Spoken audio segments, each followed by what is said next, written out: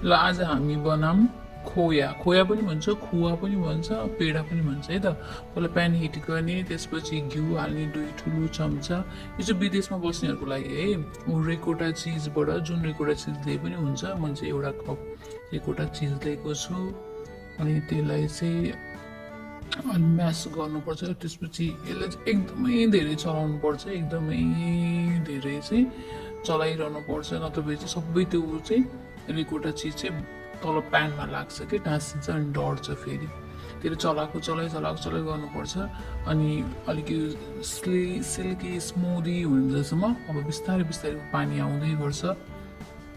पानी आइसक्यो, यसलाई चाहिँ पानी टोटली ड्राई बनाउनु पर्छ है। ड्राई भएपछि बल्ल हामीले चाहिँ मिल्क पाउडर हाल्नुपर्छ यसमा। अनि तर एकदमै बिचमा चाहिँ चलाएको चलाइ गर्नुपर्छ।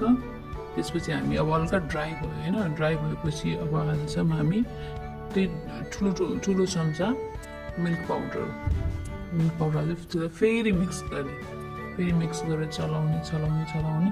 अनि त्यसपछि हामी हाल्छौँ चिनी हाले पनि हुन्छ। मैले चाहिँ यहाँ अलिक गरेपछि अलिक ड्राई भएपछि चाहिँ अझै सुक्खा भएपछि म यसमा मिक्स गर्छु कन्डेन्स मिल्क।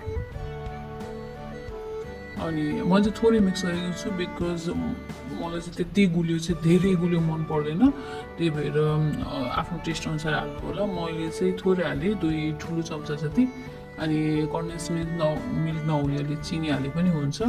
त्यसपछि हाल्छु म दाल के भन्छ नाम पनि नआएको, यो सुकमेल हाल्ने टेस्टको लागि। ल हेर्नु एकछिन नचलाएको तल भुइँमा लागिसक्यो, त्यो प्यानमा लागिसक्यो, त्यही भएर चलाइरहनु पर्छ। त्यसपछि हामी यो बेकिङ ट्रे अथवा कुनै यस्तै फ्ल्याट कलरको टाइपको छ भने त्यसमा हाले पनि हुन्छ। अनि हामी सेटिङ गर्न राख्ने कि यतिकै लड्डु जस्तो बनाए पनि हुन्छ। हल्का चिसो भएपछि मैले चाहिँ यसरी राखेर त्यो कटिङ गरेर पेडाको सेपमा बनाउनको लागि चाहिँ यस्तो ट्रेमा हालेर राखेको छु, जुन कि फ्रिजमा राख्न सजिलो होस् भनेर। अनि त्यसपछि हामी फ्रिजमा राख्छौँ आधी घन्टा जति राख्दैन कि यतिकै बाहिर चिसोमा राख्दै पनि हुन्छ। म चाहिँ फ्रिजमा राखेँ, त्यसपछि निकालेपछि सेट भइसक्यो। अनि त्यसपछि म त्यसलाई कट गरेर यस्तो चारपाटे स्क्वेयर्समा चाहिँ अनि खाना रेडी भयो। यस्तो